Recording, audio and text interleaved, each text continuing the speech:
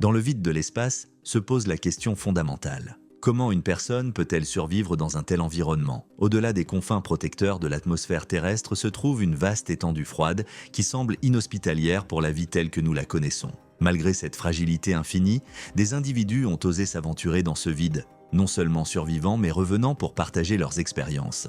Avec plus de 60 ans d'exploration spatiale humaine, il n'y a eu aucun décès lors de ces missions, ce qui est remarquable. Plongeons dans l'évolution de la combinaison spatiale au cours de cette période.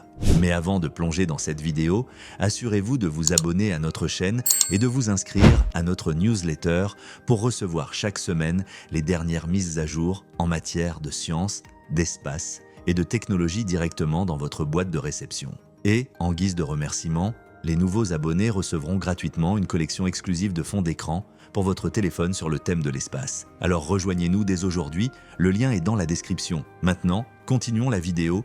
La clé pour survivre dans un endroit si éloigné de la Terre réside dans le fait d'emmener autant que possible de l'environnement terrestre. Cela implique de maintenir une température, une pression et une qualité d'air constante tout au long du voyage. La compréhension de ce concept de survie précède l'exploration spatiale. En 1932, le physicien suisse Auguste Piccard, cherchant à atteindre une altitude de 16 000 mètres dans un ballon à hélium, a réalisé que les conditions atmosphériques à de telles hauteurs ne pouvaient pas soutenir la vie. Par conséquent, il a conçu une sphère en aluminium qu'il a pressurisée en y introduisant de l'air. Toute personne connaissant les expériences en haute altitude, que ce soit en escaladant des montagnes ou en les observant à la télévision, sait que l'air devient de plus en plus rare à mesure que l'on monte en altitude. Cet appauvrissement de l'atmosphère rend non seulement la prise d'oxygène difficile, mais pose également des risques accrus en raison de la réduction de la pression atmosphérique. Comprendre les dynamiques de l'ébullition des liquides implique deux facteurs clés, la température et la pression. Lorsque la pression diminue,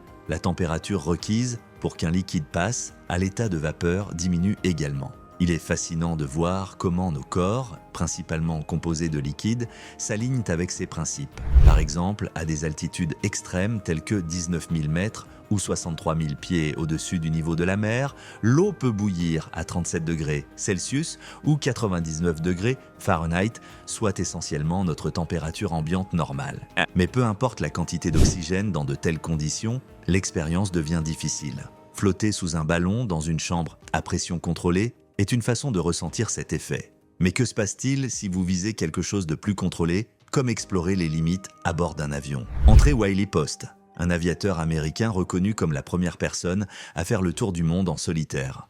Post, avec son cache-œil distinctif, incarnait un esprit d'aventure et de prise de risque. Malgré n'avoir qu'un seul œil, il a conçu son propre avion suralimenté, le Winnie Mae. Avec cet avion spécialisé, il s'est lancé dans l'exploitation des courants jets, lui permettant d'atteindre des distances et des vitesses sans précédent, atteignant des altitudes allant jusqu'à 15 000 mètres. Cependant, malgré les capacités de son avion, Post a reconnu les limites de son propre corps. En collaboration avec B.F. Goodrich, réputé pour la fabrication de pneus de voiture, il a été à l'origine du développement de la première combinaison de pression en 1934. Cette combinaison révolutionnaire se composait de 3 couches. Une couche intérieure de vêtements thermiques, recouverte d'une vessie d'air en caoutchouc noir, le tout enveloppé dans un tissu de parachute en caoutchouc résistant. La structure extérieure était reliée à un cadre comportant des articulations pour les bras et les jambes, permettant ainsi au pilote de contrôler le vol de l'avion et de se déplacer à l'intérieur et à l'extérieur. Sur ce cadre étaient de fixer des gants en peau de porc, des bottes en caoutchouc et un casque de plongée en aluminium et plastique révolutionnaire. Les premières combinaisons de pression réelles, différentes de celles conçues par des innovateurs excentriques, ont été conçues par l'US Air Force. Au milieu des années 1940, l'aviation a vu apparaître des bombardiers à haute altitude comme l'imposant B-36 Peacemaker, conçu pour voler à plus de 40 000 pieds, bien au-dessus de la portée des masques à oxygène traditionnels. Bien que la pression interne de ces avions reflétait celle des avions de ligne commerciaux, elle ne suffisait pas à maintenir le fonctionnement de l'équipage. Ces bombardiers étaient destinés au combat et toute défaillance de la coque extérieure entraînerait une chute rapide de la pression interne, nécessitant des combinaisons de pression spécialisées équipées de casques intégraux. Les États-Unis ont déployé l'avion espion U-2 à partir du milieu des années 1950, capable de voler à des altitudes impressionnantes de 21 000 mètres ou 69 100 pieds, au-dessus du niveau de la mer, bien au-dessus de la portée des radars et des missiles soviétiques. Pour aider les pilotes du U-2 à supporter de telles altitudes, une combinaison de vol révolutionnaire a été conçue. assurant une pression corporelle stable et empêchant le sang de bouillir à de telles altitudes élevées. La fin des années 1950 a marqué le début de la course spatiale intense entre les États-Unis et l'Union soviétique, les deux travaillant ardemment sur des technologies permettant d'envoyer un humain dans l'espace et de le ramener en vie. C'était la partie la plus difficile. L'US Air Force a commencé à tester dans leur avion fusée X-15 des vols à des vitesses et altitudes extrêmement élevées. Pour aider les individus à survivre à ces missions hypersoniques, à la limite de l'atmosphère, la création de la XMC-2 ou une combinaison de vol à pression totale encore meilleure a vu le jour. C'est à ce moment-là que l'idée moderne de la combinaison spatiale a commencé à prendre forme. Bien que l'accent ait été mis sur les avancées américaines, c'est le cosmonaute Youri Gagarin qui a porté la toute première combinaison spatiale authentique en survolant la Terre à bord du Vostok 1, à une vitesse de 27 400 km/h pendant 108 minutes. Cette victoire appartenait aux Soviétiques dans la première phase de la course à l'espace. La combinaison de Youri a joué un rôle crucial dans sa survie lors de cette mission, car la capsule Vostok ne pouvait pas atterrir en toute sécurité sur Terre, obligeant le pilote à s'éjecter à 23 000 pieds et à effectuer le reste du trajet en parachute. En 1959, après sa création officielle, la NASA a entrepris le développement de ses propres combinaisons spatiales, s'inspirant des combinaisons de pression de l'armée de l'air. Les premières modifications effectuées par les scientifiques de la NASA ont consisté à remplacer la couche externe des combinaisons de l'armée de l'air par du nylon aluminisé, améliorant considérablement la rétention de chaleur. De plus, ils ont retiré les joints en caoutchouc séparant le casque du reste de la combinaison, permettant à l'air de circuler depuis la taille et refroidissant efficacement la combinaison. Les combinaisons spatiales ont été initialement portées par les participants du projet Mercury, conçus pour les protéger en cas de dépressurisation de la capsule lors de leurs vols orbitaux simples. De réels progrès dans la conception des combinaisons spatiales ont commencé avec le projet Gemini. Les astronautes avaient besoin de combinaisons non seulement pour la capsule, mais aussi pour assurer leur survie lors d'activités extravéhiculaires dans le vide de l'espace. Il convient de noter que, avant la NASA, l'Union soviétique avait réalisé la première sortie dans l'espace. Alexei Leonov, cosmonaute russe, est devenu le premier à flotter librement dans l'espace en dehors d'une capsule le 18 mars 1965. Malheureusement, sa combinaison a gonflé comme un ballon, entravant ses mouvements et l'empêchant de réintégrer la capsule. Pour remédier à cela, Alexei a dû libérer une partie de son propre air dans l'espace pour rétrécir sa combinaison, assurant ainsi son retour à la sécurité du vaisseau spatial. Par la suite, dans un exploit similaire, Ed White est devenu le premier Américain à effectuer une sortie dans l'espace en février. Contrairement aux Soviétiques, White était relié à la capsule par une ligne de vie plutôt que d'utiliser un encombrant sac à dos de support vital. La conception améliorée de la combinaison Gemini de la NASA, dotée d'un maillage externe empêchant l'inflation, a facilité les mouvements de White dans l'espace. Avec un pistolet à air portatif similaire à un propulseur de contrôle, White s'est habilement déplacé dans le vide, aboutissant à une mission très réussie.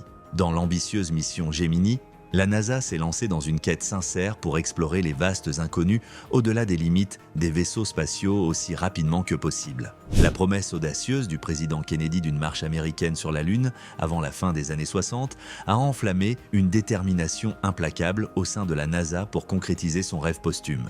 Par conséquent, ils ont travaillé intensément, s'efforçant de concevoir la première combinaison spatiale lunaire, un défi sans précédent dans leur histoire. La transformation principale impérative pour la combinaison lunaire résidait dans son système de support de vie autonome.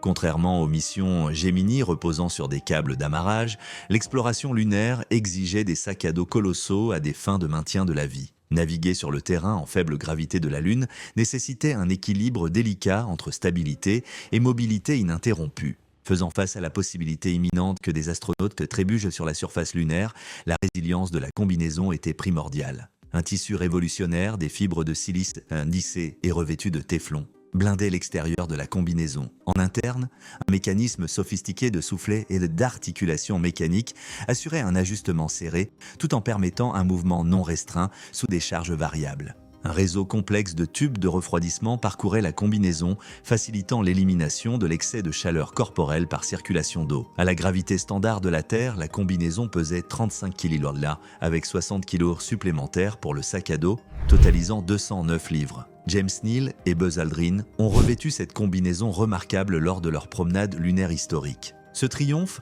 a marqué une étape capitale de la NASA dans la course à l'espace, un succès retentissant qui les a encouragés à affiner les combinaisons spatiales ultérieures en utilisant les connaissances acquises lors de la mission Apollo. Notamment, les 12 marcheurs lunaires n'ont rencontré aucun problème avec leur combinaison, symbolisant l'aboutissement de la quête sans relâche de la NASA pour l'excellence dans l'exploration lunaire. La vision du programme de la navette spatiale était de faciliter l'habitation humaine régulière et le travail dans l'espace, en établissant une base permanente en orbite basse autour de la Terre. Cela a nécessité le développement d'une combinaison spatiale avancée, adaptée aux sorties dans l'espace prolongé sous l'emprise du vide et du soleil non filtré.